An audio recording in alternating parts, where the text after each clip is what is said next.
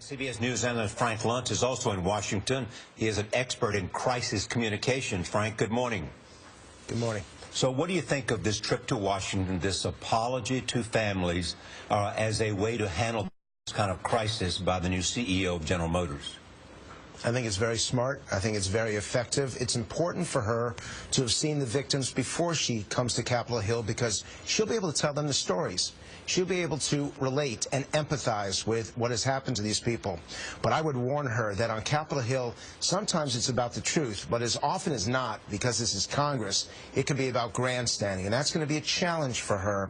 How do you keep your cool when some members want to get the facts and other members just want to score political points? So we all know, Frank, this didn't happen on her watch, but as CEO of the company now, how much of the burden now falls on her? It falls on her from this point going forward. And even though she can say that I wasn't involved, she was an executive at the company for a considerable amount of time.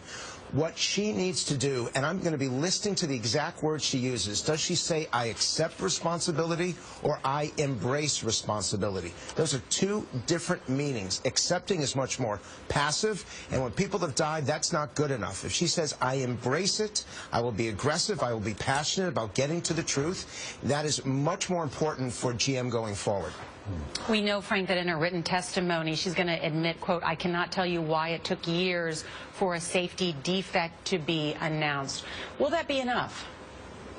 Well, the issue is, and I think that you all have a graphic of it, how many different recalls have taken place over the last 2-3 months since this came forward.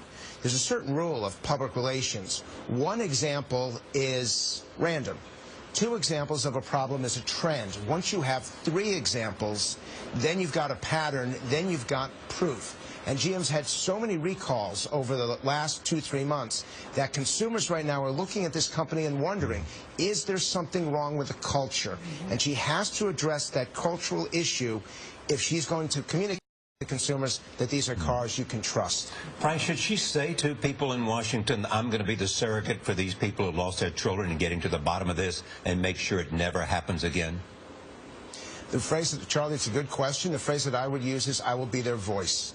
Yeah. I have heard them. I'm listening. I understand. I get it.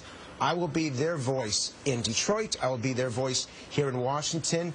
And she should also talk about her commitment, not a promise or pledge, a personal commitment, because that's her reputation on the line. All right, Frank Luntz, thank you.